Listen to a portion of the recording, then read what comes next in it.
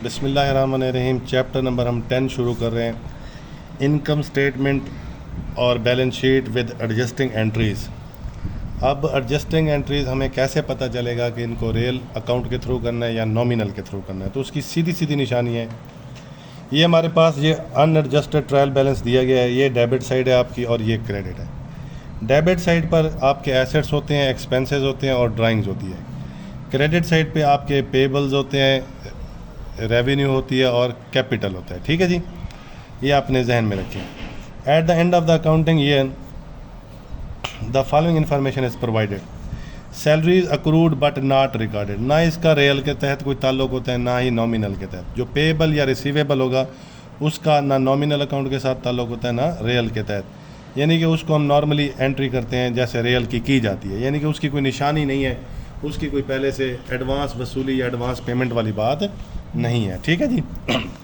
उसके बाद advertisement paid in advance. अब ये जो एडवांस पे करेंगे या रिसीव करेंगे, इसको आपने लाजमी देखना है ट्रायल बैलेंस के अंदर कि यहाँ पे हमारा एडवर्टाइजमेंट एक्सपेंस लिखा हुआ है। अगर अंदर एडवर्टाइजमेंट एक्सपेंस लिखा गया हो तो उस वक्त ये नॉमिनल अकाउंट के थ्रू एडजस्टिंग एंट्री होगी। इसका मतलब जब हमने ये एडवांस पे किया था, कितना 172 समझो, ये हमने पे किया था, तो उस वक्त हमने एंट्री की थी journal entry advertisement expense debit 172 के साथ कैश क्रेडिट। ये हमारी जर्नल एंट्री थी। अब इसी के थ्रू जब हम एडजस्टिंग करेंगे तो वो कहते हैं 22 रुपये आपके अभी एडवांस के बचे हुए हैं। इसका मतलब 22 रुपये हमारे बच गए, 150 हमारा एक्चुअल खर्च हुआ है। तो एक्चुअल खर्चा हमारा 150 हुआ है, जबकि हमने लिखा हुआ है 172। तो खर्चे को हमने डिक्लाइन करना है, तो उस वक्त हम फिर क्या करेंगे, एडजस्टिंग एंट्रीज की करेंगे। प्रीपेड एडवर्टाइजिंग एक्सपेंस डेबिट 22 के साथ और एडवर्टाइजमेंट एक्सपेंस क्रेडिट 22 के साथ। ठीक है जी, ये हमारी नॉमिनल के थ्रू ये हमारी एडजस्टिंग एंट्री हुई है। इसी तरह जो हमारी सैलरी, जो ये तो बी एंट्री हमने की है रिक्वायरमेंट 1 की, इसी तरह हमारी जो पहली एंट्री है ए वाली, वो है अक्रूड, यानी कि हमने खर्चा किया है, पे नहीं किया। तो इसको हमने उसी तरह रेल के थ्रू ही ये होती है एंट्री, ये नॉमिनल के थ्रू होती नहीं है, क्योंकि नॉमिनल और रियल की जो निशानियाँ होती हैं वो एडवांस रिसीव या एडवांस पे से पे जो हम करते हैं उसकी वजह से हम निकालते हैं। तो यहाँ पे हम इसको करेंगे सैलरी एक्सपेंस डेबिट।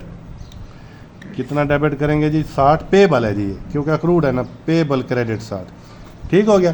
तो एक नॉमिनल की एंट्री आपने प्रीपेड की समझ ली है, ठीक है, इस सवाल के अंदर। तो इसको आप अभी याद दहानी कर लेंगे। अब हमने इनकम स्टेटमेंट बनानी है जी। सर्विसेज बिजनेस है हमारा, इनकम स्टेटमेंट हम बनाएंगे सर्विसेज बिजनेस की।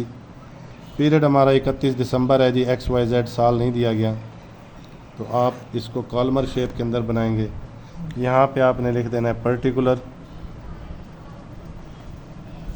यहाँ पे हमारी अमाउंट आ गई है। ठीक है जी। तो पहले रेवेन्यू फ्राम सर्विस हमने लिखना है जी। तो ये हमारे पास रेवेन्यू आ गई है फ्राम सर्विसेज 2810, कोई अदर इनकम नहीं है। इसके बाद हमने यहाँ से सीधा ऑपरेटिंग एक्सपेंस क्या कर देना है, माइनस कर देना है। अब मशीनरी हमारा फिक्स एसेट है, कैश हमारा करंट एसेट है, प्रीपेड इंश्योरेंस हमारा करंट एसेट है। अच्छा, इंश्योरेंस की भी एंट्री हमारी सी एंट्री भी है, सॉरी, वो भी हम यहाँ कर लेते हैं।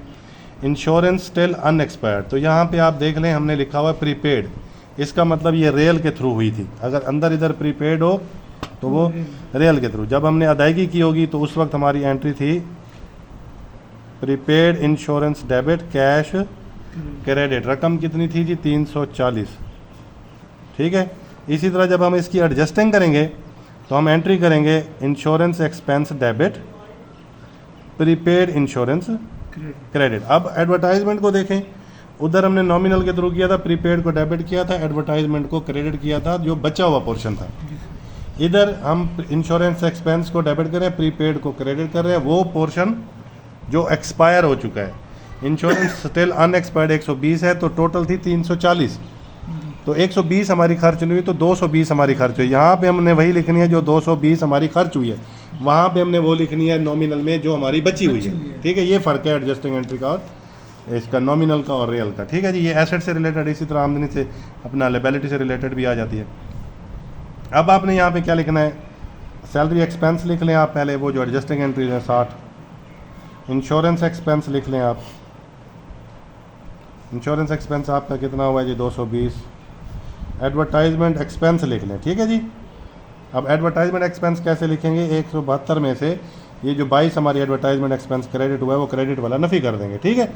इनकम स्टेटमेंट में हमने वही एक्सपेंस लिखना है, एडजस्टिंग एंट्री में थोड़ा सा फ़र्क होता है हमारा नॉमिनल और रियल का। इसी तरह आपने पोस्टल एक्सपेंस लिख देने हैं, पोस्टल एक्सपेंस आपके हैं 366।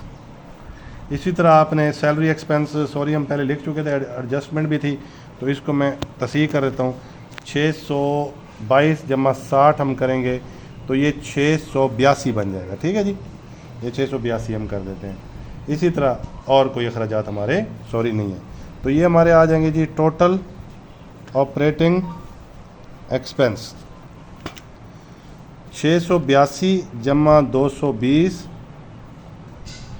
ठीक है जी, जमा 150 जमा 366, तो ये टोटल आपके आ जाते हैं 1418। तो यहाँ पे हमारे पास ऑपरेटिंग प्रॉफिट भी यही है, नेट प्रॉफिट भी ये 2810 में से हमने इसको नफ़ी कर देना है, तो ये आपका आ जाएगा 1392, ठीक है जी, ये 1392 आपका ये प्रॉफिट निकल आया। इसी तरह हमने बैलेंस शीट बना देनी है, कंपनी का नाम ऊपर लिखा जाता है, नीचे वही डेट लिखी जाती है XYZ। तो हम एक साइड पे एसेट ले लेते हैं, एक साइड पे हम लायबिलिटीज़ ले लेते हैं, ठीक है जी।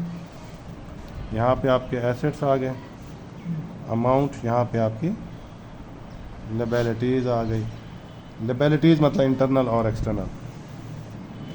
तो एसेट में सबसे पहले करंट एसेट लिखेंगे, जैसे कि कैश है हमारे पास 120, प्रीपेड इंश्योरेंस हमारी बची हुई है जो अनएक्सपायर्ड थी वो 120 है आपकी, ठीक है जी, यानी कि